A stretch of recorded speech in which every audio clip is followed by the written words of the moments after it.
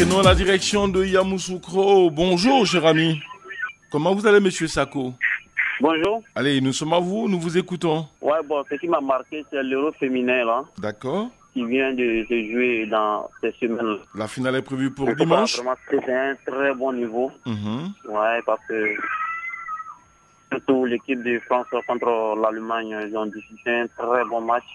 J'ai vu l'équipe d'Allemagne féminine à l'image de l'équipe allemande masculine. Même chose, l'équipe féminine française à l'image de l'équipe masculine française. Comment ça a été un très bon match. Je pense que c'est ce qui m'a marqué, l'Euro féminin. D'accord, merci. Très bonne journée à vous. Ouais. Monsieur Herman Sako depuis Yamoussoukro. Très bonne journée à l'écoute des programmes de Radio Côte d'Ivoire numéro 1 sur l'Info des Sports. Monsieur Jean-Marie Kwadio, il est à Bangourou. Bonjour. Bonjour Fernand Konan-Kwakou. Comment vous allez? Merci, bon retour. Merci à vous. Allez, nous vous écoutons. Non, moi je voulais vraiment féliciter le président Koulou. D'accord. Pour tout ce qu'il a fait à la tête de l'Africa en un an. Vraiment, je lui vraiment félicite beaucoup et puis je l'encourage. Et cette année, il n'a qu'à faire vraiment les recrues qu'il faut pour que l'Africa quitte en deuxième division. Parce que l'Africa ne peut pas faire 2 ans, 3 ans en deuxième division, c'est pas possible. Donc il n'a qu'à faire vraiment les recrues pour que l'année prochaine, l'Africa retrouve le lit du football ivoirien. Je vous remercie. Merci à vous et surtout, très bonne journée à Bangourou à l'écoute des programmes de Radio Côte d'Ivoire, numéro 1 sur l'info et le sport. Daniel Kwadio est à Dabouyo 3. Bonjour. Bonjour, président. D'accord, nous vous écoutons. Comment ça va là-bas? Ça va. Ah, Dieu merci. Pour moi, ce qui m'a marqué dans la semaine, c'est la réussite de l'opération de Sébastien Alain. D'accord. Vraiment, que Dieu lui accompagne pour qu'il nous réussisse. Parce que si dans 2 mois, il reprend, vraiment, ça me fera plaisir. Parce que c'est un joueur qui a l'avenir. Je sais que plus tard, il pourra faire beaucoup de choses pour la Côte d'Ivoire. Donc, je prie beaucoup Dieu qu'il l'accompagne, qu'il aide pour qu'il reprenne les drapeaux. D'accord. Okay. Merci à vous et surtout, reste à l'écoute des programmes de Radio Côte d'Ivoire. Denis Tiagbe, il est à Biancouma. Bonjour. Bonjour, cher ami. Comment ça va? Ça va très bien à Biancouma, avec ce soleil radieux qui nous caresse le visage avec ses rayons bienfaiteurs. Abidjan également semble être dans votre sillon. On espère que tout se passera bien jusqu'à la fin donc de cette journée. Nous vous écoutons. Bien, ce qui m'a marqué, c'est le week-end dernier, la finale de la CAN féminine entre le Maroc et l'Afrique du Sud. Hein. D'accord. Parce que là, le public marocain, dans un stade plein comme un œuf, a beau pousser les cris de découragement, les brocas, les huées, les Sud-Africaines, les Bania comme on les appelle, sont restés sereines et imperturbables. Hein. Et même à la jusqu'en premier temps, à mener 2-0 avant que les Marocains sauvent l'honneur. Je pense que vraiment c'est une victoire héroïque, une victoire d'une sélection qui a le mental au zénith. Et j'en profite pour faire un clin d'œil à la sélection ivoirienne, la Fédération ivoirienne de football, à l'entraîneur Jean-Louis Gasset, pour leur dire que le talent d'Achille des éléphants de Côte d'Ivoire, c'est cette faiblesse mentale au moment les plus difficiles des rencontres. Hein. En 2010 en Angola, quart de finale devant l'Algérie, Keita Kader nous donne un but venu de nulle part. Et près de 2 minutes après, alors qu'on tend vers la fin de la rencontre, les Algériens égalisent vraiment facilement. Récemment aux Jeux Olympiques, avec la sélection U23 de Soalio, on mène 2-1 devant l'Espagne dans les arrêts de jeu, alors que sur 4 minutes, il n'en restait plus que 2. Les Espagnols se ruent dans notre camp et alors égalisent. Donc les éléphants ont vraiment, donc comme talon d'Achille, cette faiblesse mentale dans le mois les plus difficiles des rencontres. Je pense que la Fédération ivoirienne de football, l'entraîneur, les éléphants vont s'inspirer de ce match héroïque des Sud-Africaines de Bania au Maroc, à Rabat, pour pouvoir, n'est-ce pas, former nos éléphants, booster leur mental, de sorte qu'en 2024, janvier, février, nous soyons héroïques.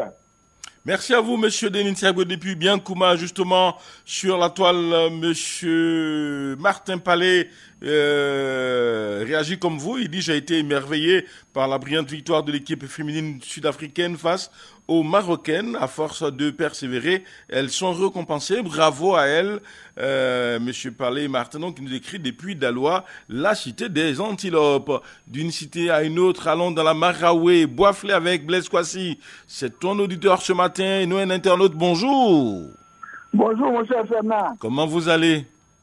Je vais bien, chez vous. Ben, nous allons comme un charme et le stade, votre équipe de cœur, semble retrouver des poils et des couleurs, des recrutements et les entraînements qui ont repris. Comment vous vivez tout cela?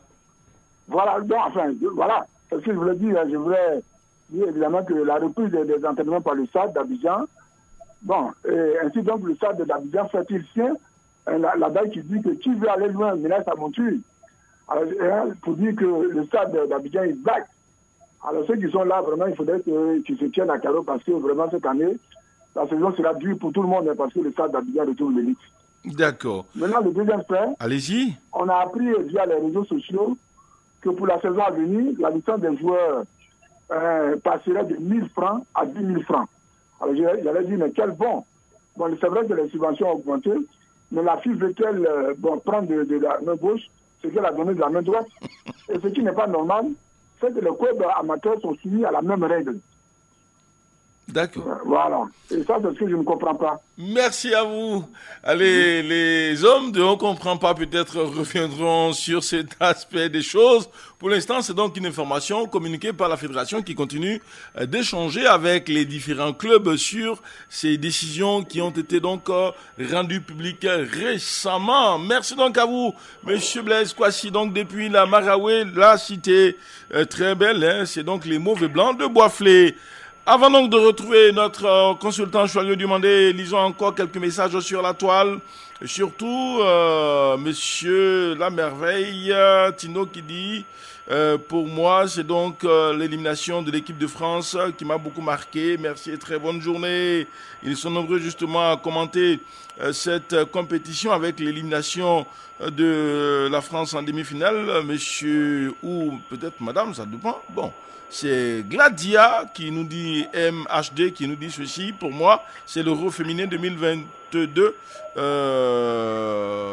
pour voir justement les filles jouer au foot comme des boys qui m'impressionnent. C'est vraiment joli à voir. Il nous écrit donc depuis Zianois. Et puis Diallo Mamadou Racine dit ceci. Moi, ce que je retiens cette semaine, c'est surtout l'intervention demandé par certains auditeurs qui l'a marqué. Bon, on espère que vous aurez donc peut-être retenu quelque chose de tout ce qu'ils ont dit. Allons retrouver Choyot Dumandé. Bonjour Choyot. Bonjour Fernand. Comment va? Ça va. D'accord. Merci. Allez, dites-nous Choyot. Nous sommes vendredi. C'est sûr que toute la semaine, vous avez retenu des événements. Lequel de ces événements a plus marqué votre esprit? Indéniablement, c'est le nouveau coût des licences des clubs qui a augmenté. Je pense que l'augmentation est franchement étonnante.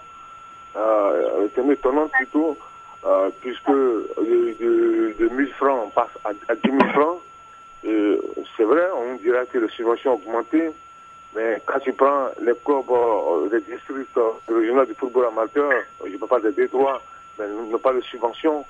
Donc, ces clubs vont peut-être aligner sur le même montant que les clubs dits professionnels.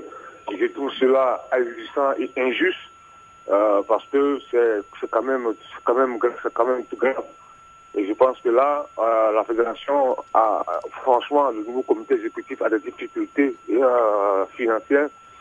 Ils recherchent extrêmement les moyens, parce qu'ils sont en train de chercher de l'argent, donc à tous les coups, ils cherchent les moyens. Ils nous avaient promis un pool de sponsors, beaucoup de sponsors. Maintenant, on attend, ils augmentent les licences. C'est vrai, nous nous dirons que les subventions ont augmenté, mais et les clubs des districts du régional, je pense que là, c'est vraiment problématique. Et deuxièmement, je pense aussi, quand tu regardes cette augmentation-là, c'est le nombre les nouveaux changements au niveau de la Ligue 1, la formule du championnat, avec cette formule qui, franchement, moi, c'est vrai, les joueurs sont passés à 16 clubs, 30 journées, mais après, il faut jouer des play-offs. Il faut, le nombre de points doit être la moitié des points pour aller jouer les play-offs. Tout ça, ça me semble un peu du plus courage. C'est vrai, on nous dit qu'on veut augmenter le nombre de matchs, on veut resserrer les choses, mais quand tu regardes les grands championnats, l'Espagne, tu regardes la France, l'Allemagne et tout ça, il n'y a pas cette formule-là. Ça, on me dirait que nous sommes ça c'est l'Europe, mais et en Afrique, c'est les clubs qui ont l'habitude de gagner la Ligue des Champions, la Coupe de la Confédération. Il n'y a pas cette formule-là. Je pense qu'il ne faut pas compliquer les choses, vouloir changer, non, c'est trop compliqué. Trop compliqué, un championnat à 16 scores, tourné, lui qui a gagné le champion, lui qui est en tête, elle est déclarée champion. Maintenant, donc, vous donnez des moyens au national. Voilà. C'est une possibilité de revigorer le football local. Et puis, c'est pas parce qu'il y aura plus de matchs que le football vraiment professionnel. C'est pas ça. Quand tu regardes ces clubs Al-Ali, Zamalek, Wak, etc., c'est des clubs qui ont de gros moyens. Le problème du football local ivoirien, c'est les moyens, c'est le financement. C'est de cela qu'il s'agit. C'est le financement. Il faut trouver les financements pour le football local. Parce que les sélections, c'est l'État de Côte d'Ivoire qui finance. Maintenant, quand vous êtes fédération, vous avez promis beaucoup de sponsors, vous avez promis des moyens au club, mais allez chercher ces moyens-là. Parce que c'est de cela qu'il s'agit. C'est pas parce que vous allez jouer 40 matchs, 50 matchs que le football va devenir professionnel. Non. Il faut d'abord un financement. Il faut donner de l'argent au club. Il faut mettre en place un cahier de charges. Il faut structurer les clubs. Il faut organiser les clubs. Et c'est comme ça que nous allons sortir et puis contrôler. Vous allez donner de l'argent au club, mais il faut contrôler pour que les joueurs soient payés. Parce que c'est vrai, pour jouer 40 matchs, 50 matchs, 200 matchs dans l'année, que des joueurs ont fait, qui ne sont pas payés, vous n'avez rien fait. Ça, c'est eux les acteurs, c'est eux les premiers acteurs. Donc, je pense qu'il faut une vraie réponse, il faut une vraie réflexion pour le football local. Merci à vous, Cholio Dumandé, et puis surtout très très bon week-end. Nous, le fait qui a donc retenu notre attention, c'est l'annonce de ce match de gala de l'indépendance avec opposition Éléphanto de Côte d'Ivoire, Sporting Club de Gagnoa. Bon, on se pose encore la question, pourquoi un tel choix alors qu'on aurait pu prendre simplement le champion de Côte d'Ivoire Ligue 1 et le super champion de la Ligue 2, le Stade d'Abidjan, en opposition pour cette finale de la Coupe nationale. Ça aurait peut-être encore pu drainer du monde. Cholio, en une minute, comment vous réagissez là-dessus? Allô? Oui, Cholio, je vous demandais. Oui.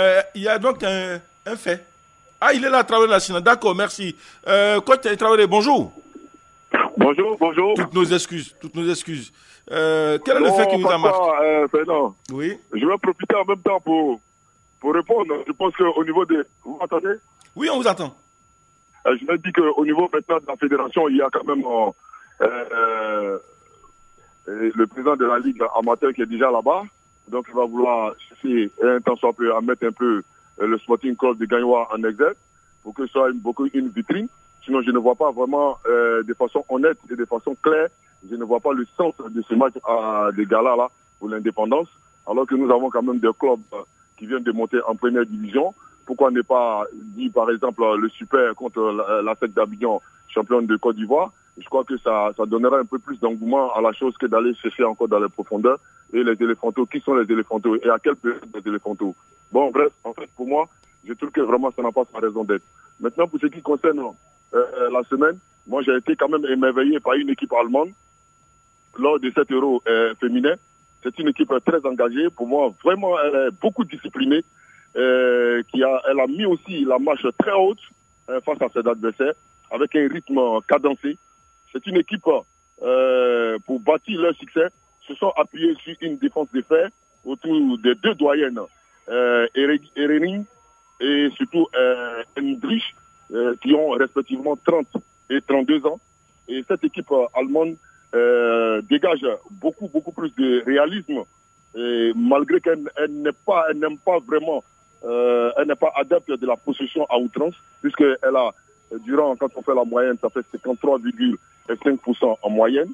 Et puis c'est une équipe aussi, en matière de réussite de passe, elle a 77%. Donc merci, je dis que cette semaine, ça m'a vraiment émerveillé, et c'est une équipe allemande que nous allons voir au sommet. Merci, coach Travel Lassina. Merci, je le demandais. Merci à tous. Valentin Kwasi, Fernand Kwaku. On vous dit au revoir et à la semaine prochaine.